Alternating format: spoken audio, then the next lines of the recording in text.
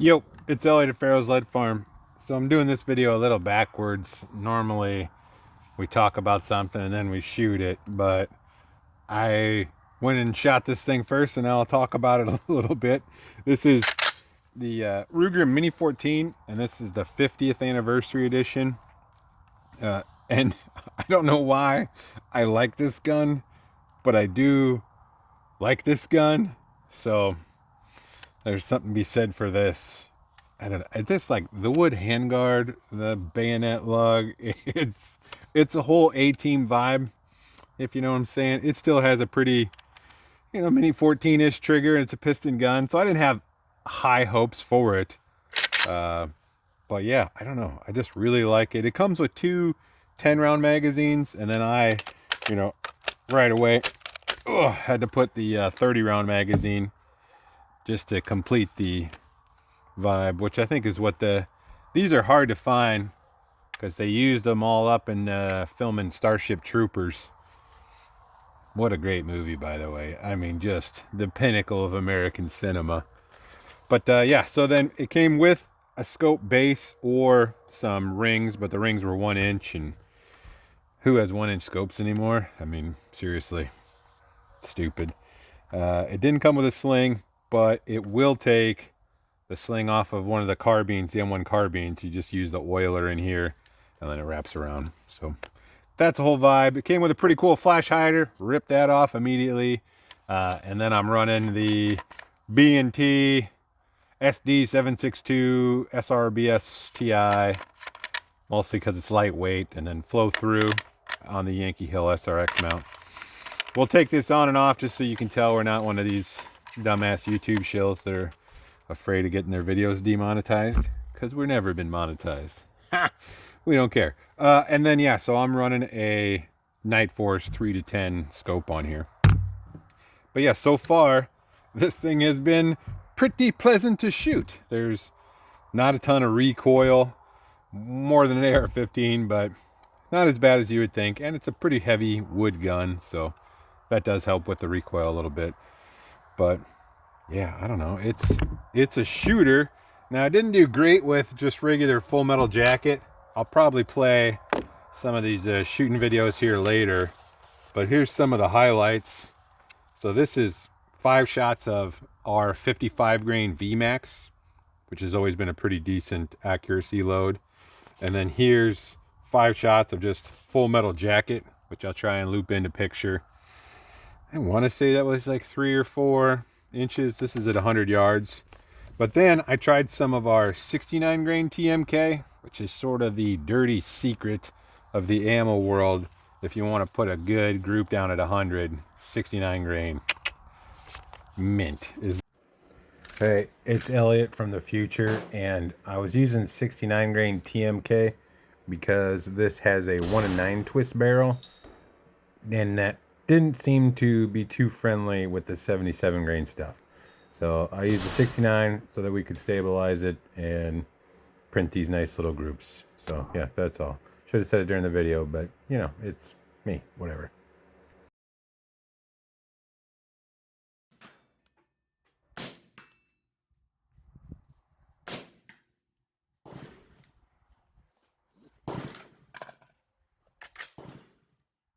The way to go. And then this sucker was 0.43, 5 shots, and that's at 100 yards.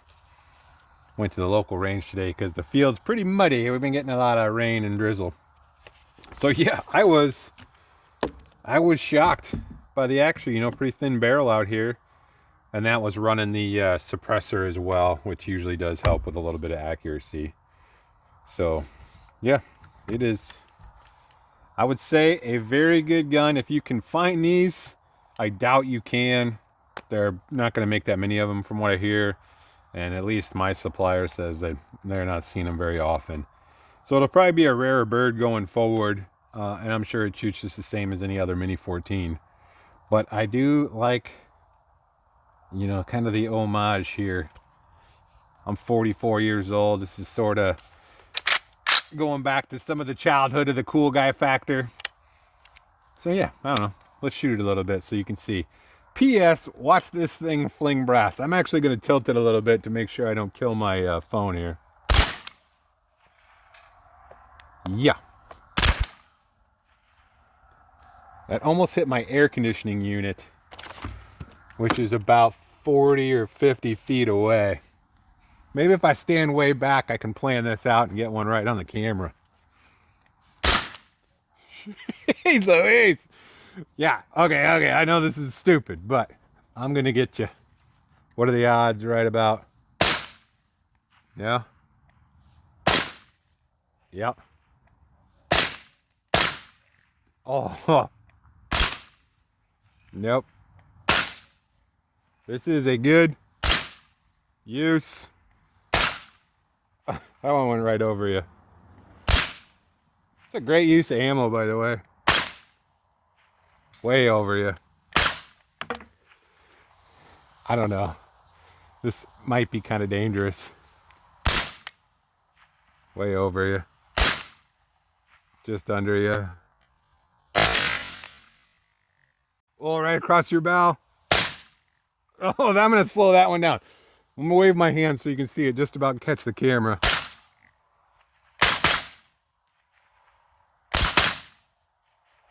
Yeah. All right. We're what the kids used to call retarded. So, yeah, and I'm liking this suppressor. Pretty smoky, but been running on a lot of stuff. It's pretty quiet. Still on there.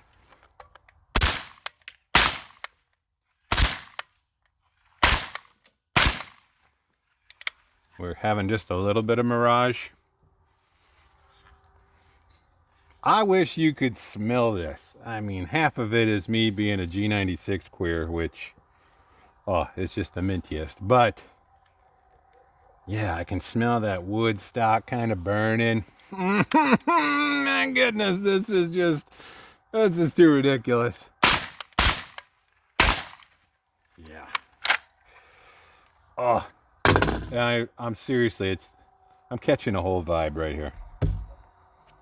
Why do I like this gun so much? I don't know. It's archaic.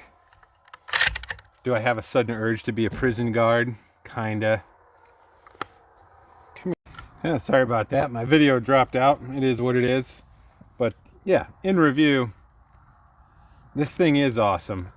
And what I kind of alluded to earlier, I don't know if you caught on, and maybe it's not right, but I did hear that this was the chassis they used for filming the movie Starship Troopers.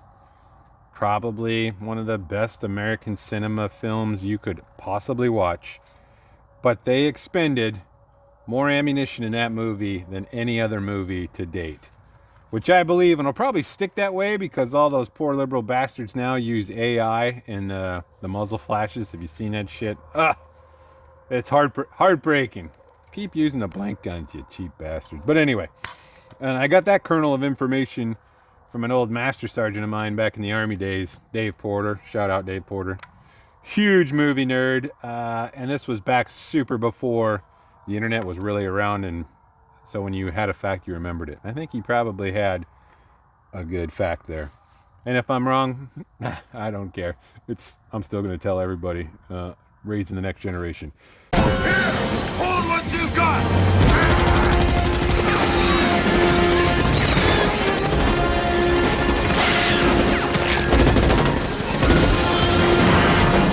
So yeah, anyway. Ruger Mini 14, 50th Anniversary Edition. Suppressed. Just literally the chef's kiss. Get a feel a little bit more in your face than an AR-15. A little more manual of arms, you know. Got that AK feel a little bit. Rock and locking magazines. Crazy loud.